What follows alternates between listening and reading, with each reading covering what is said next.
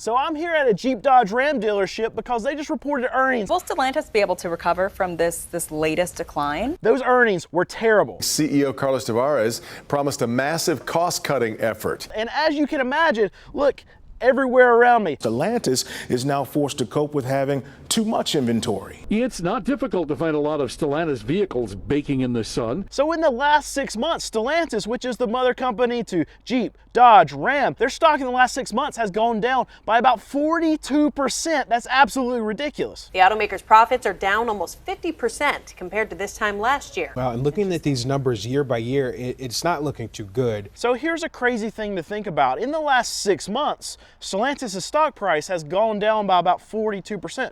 That's only in the last 6 months. So if you look at that stock chart, that does not look like even a company that's just having some problems. That looks like a company that's heading towards bankruptcy. That looks like a company that's, okay, we don't have just a little inventory issue, we have full-blown crisis. CEO Carlos Tavares says nothing is off the table as the company tries to turn around its sagging profits. So now just for the quarter, their sales were down 20.8%. That's in one quarter that their sales dropped. These dealerships have been turning down allocations, and even still, with all of these dealerships turning down allocation, I mean, look across the street right there. Zoom in right there. Yep, that's a whole row of Jeep Grand Cherokees and Wagoneers. And that's just one row.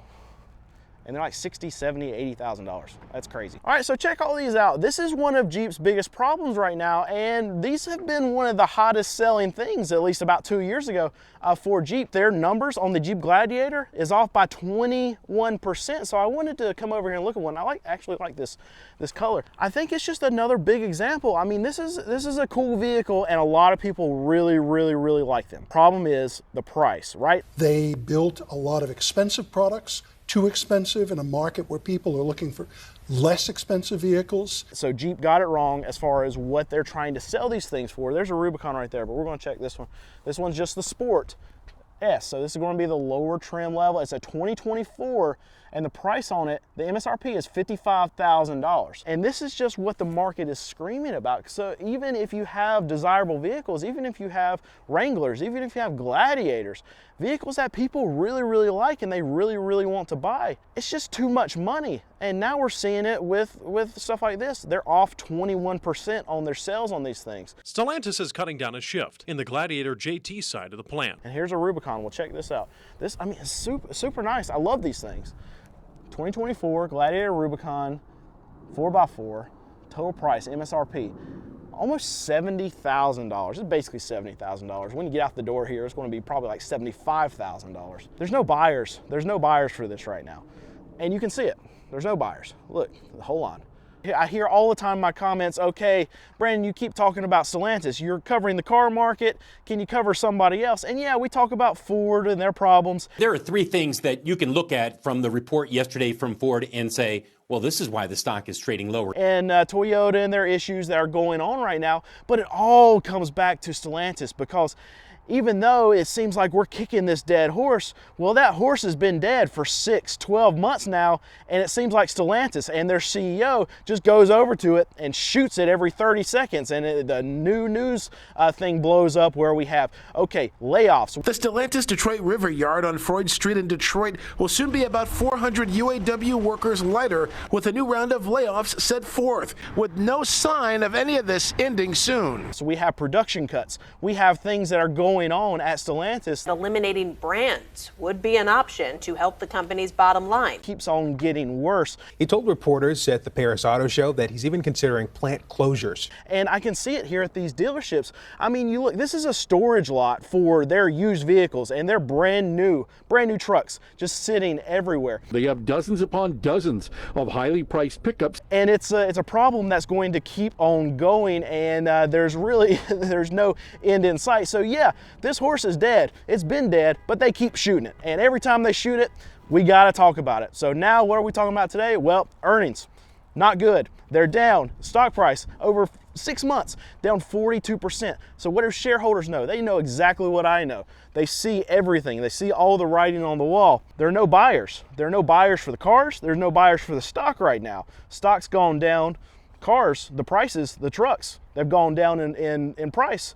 And even though that dealers are marking them down, even though incentives are being put on a lot of these vehicles, a lot of these trucks, there's still no buyers. This European-based management team led by Tavares has really underplayed the importance of the U.S. So I want to show you something right here that is hurting a lot of truck brands. Not only Ram, like this truck right here, but you think of Toyota is another big player. This is a Ram 1500 Bighorn Crew Cab, but I want to show you something. This is a 3.0 six-cylinder turbo, and this is what a lot of these big truck manufacturers are going to. And I talked about Toyota just a second ago, and that's one of the big problems that Toyota is facing right now. You go to any Toyota dealership across the market right now, and what are you seeing? You're seeing tons and tons of Toyota Tundras just stacking up. And the reason being is because of their motors. Now, the motors are not good, and really, if they were good, they'll throw out all the recalls, all the engine problems that they're going through. Guys who want big trucks and want big trucks to do big truck things, they don't want a six-cylinder turbo. What they want is they want this big V8. They want to hear a big V8. They want the reliability that comes with a big V8.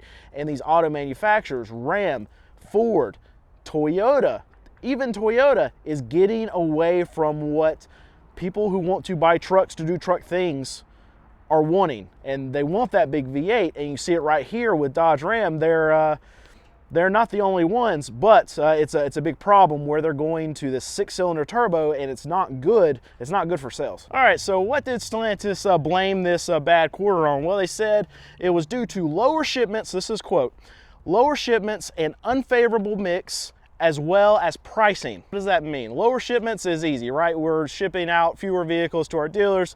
Dealers are overrun. They can't take in more vehicles. Lower shipments. A bad mix. That's a very nice way for them to say, we got our product line wrong. And we talked about this for a very long time.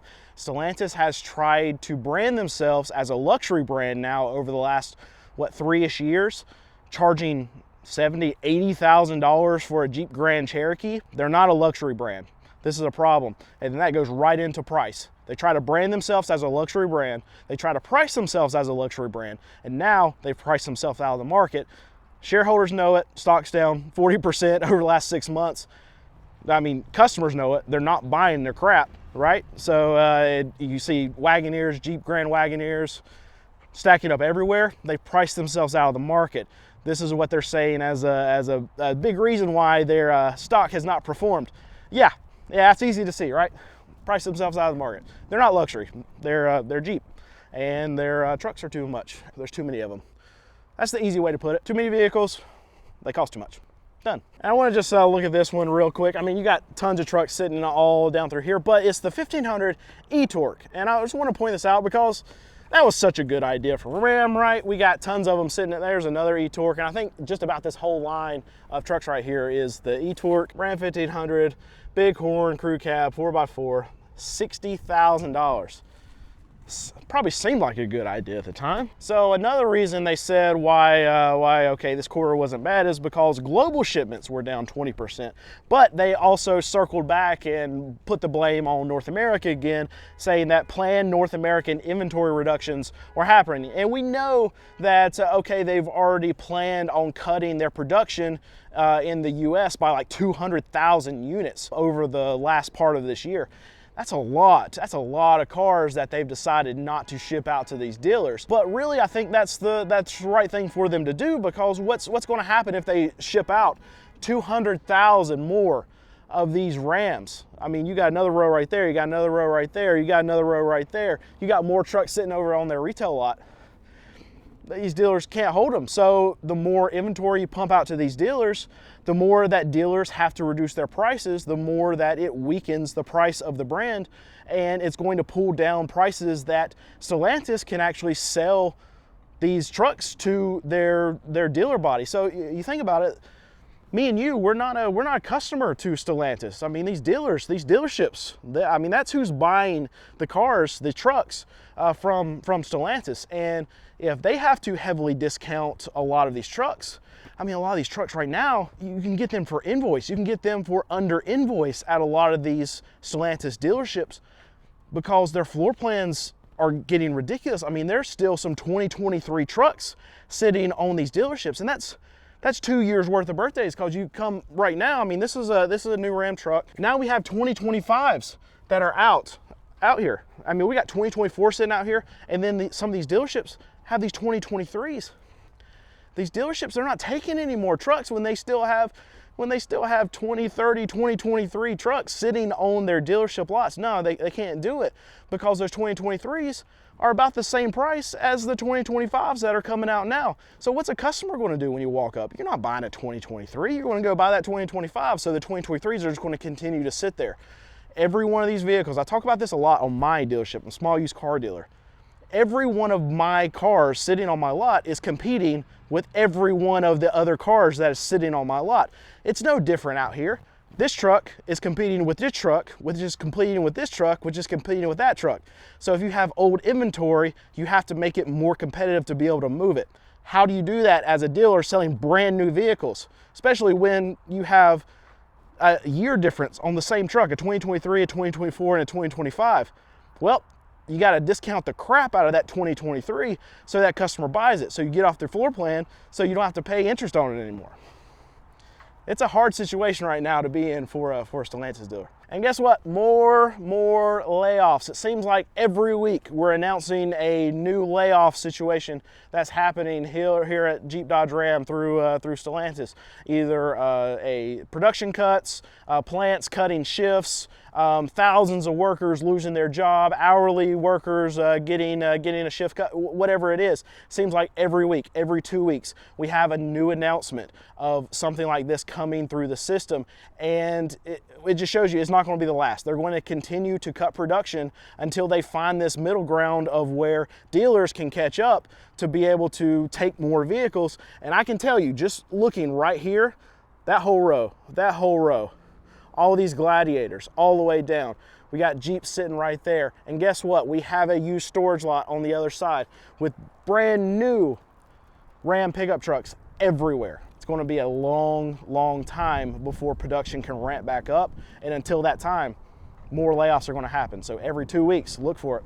We're going to have another announcement. More production, more shifts getting cut, more people losing their jobs. And to just pour more salt into the wound, the UAW recently has just approved a strike against Stellantis because Stellantis has been reluctant to open up some new plants that they thought that they were promising that they were going to open. What Stellantis cites is that because EV demand is not where they thought it was going to be, this is the reason for not pushing out these plants and getting more people jobs.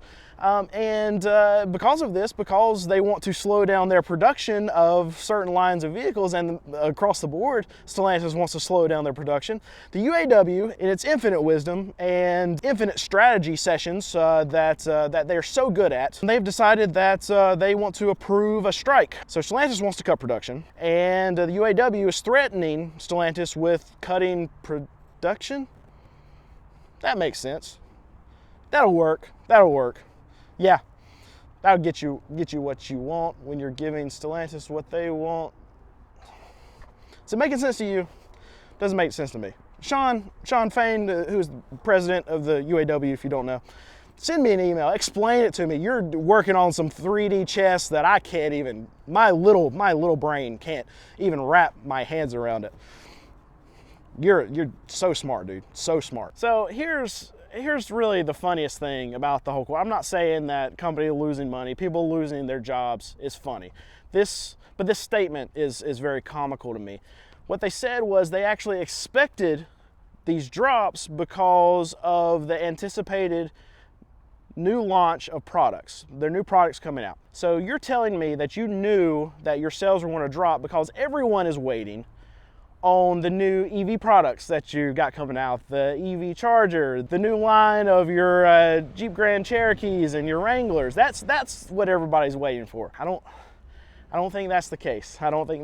But you know what? They have to come up with reasons. It seems like there's always a long list of reasons why a company's not doing well, and not just because, okay, management made bad decisions. They had the wrong products. They went to a luxury brand when they knew that they weren't a luxury brand. They're just charging too much. Why can't they say, look, our stuff's too expensive, we gotta cut prices? Come out and say that. But no, it's all about shareholders and the perception of our company, and we're still doing good. It just doesn't look good on paper. It doesn't look good on paper. But you know what? Maybe everybody's just waiting for all our new awesome products that are coming out. Well, what about the last few years? Because you had some new awesome products that were coming out, right?